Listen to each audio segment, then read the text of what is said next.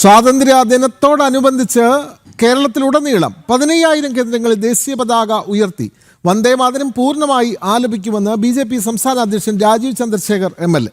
Booth, panchayat, മണ്ഡലം, ജില്ലാതലങ്ങളിലായി BJP പ്രവർത്തകർ നേതൃത്വം നൽകും. വന്ദേമാതരത്തെ അപമാനിക്കുന്ന രാജ്യവിരുദ്ധ ശക്തികൾക്കെതിരെ ശക്തമായ ജനകീയ പ്രതിരോധം ഉയർത്തുകയാണ് ലക്ഷ്യം.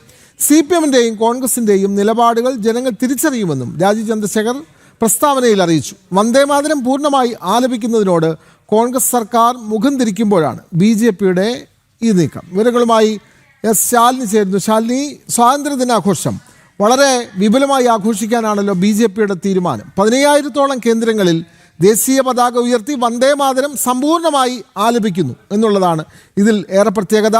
വന്ദേമാതരം പൂർണ്ണമായി ആലപിക്കാൻ കഴിയില്ല എന്നുള്ള ഇടതു വലത് നേതാക്കളുടെ പൊള്ളത്തരം അത് പൊളിച്ചെഴുതുക തന്നെയാണല്ലോ ഇതിൻ്റെ ലക്ഷ്യം. ശാലിനി.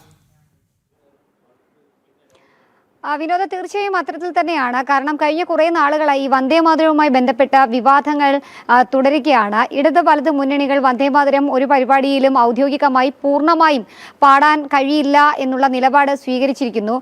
കേന്ദ്രത്തിൻ്റെ അടുത്ത് നിന്ന് അത്തരത്തിൽ നിർദ്ദേശം വന്നിട്ടും സംസ്ഥാന സർക്കാർ അതിനെ വിമുഖത കാട്ടുന്ന ഈ സാഹചര്യത്തിൽ കൂടിയാണ് സ്വാതന്ത്ര്യദിനാഘോഷങ്ങളുടെ ഭാഗമായി സംസ്ഥാനത്ത് 15,000-ഓളം വരുന്ന കേന്ദ്രങ്ങളിൽ വന്ദേമാതരം പൂർണ്ണമായും ആലപിക്കാൻ BJP ഇപ്പോൾ തീരുമാനിച്ചിരിക്കുന്നത്. വിവിധ പരിപാടികൾക്ക് ഒപ്പം തന്നെ വന്ദേമാതരത്തിന് പ്രാമുഖ്യം നൽകിക്കൊണ്ട് 15,000 കേന്ദ്രങ്ങളിൽ അന്നേ ദിവസം ഈ വന്ദേമാതരം ആലപിക്കും. അത് ബൂത്ത്, പഞ്ചായത്ത്, മണ്ഡലം തലങ്ങളിൽ ഉണ്ടായിരിക്കും. പരിപാടി നടത്തണമെന്നുള്ളതാണ് BJP-യുടെ സംസ്ഥാന അധ്യക്ഷനും നിയമം MLA-യുമായിട്ടുള്ള രാജീവ് ചന്ദ്രശേഖർ അറിയിച്ചിട്ടുള്ളത്.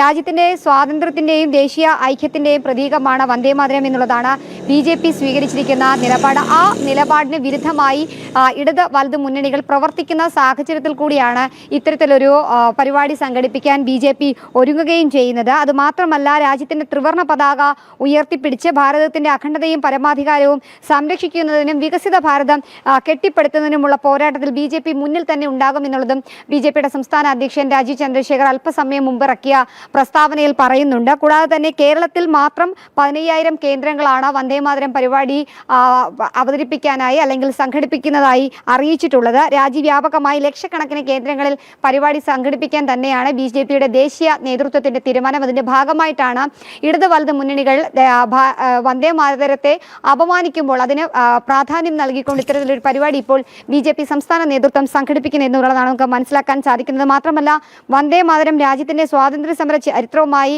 ബന്ധപ്പെട്ടതാണ് എന്നുള്ളതാണ് BJP സംസ്ഥാന അധ്യക്ഷൻ ഈ വാർത്താക്കുറിപ്പിൽ അറിയിക്കുന്നത്.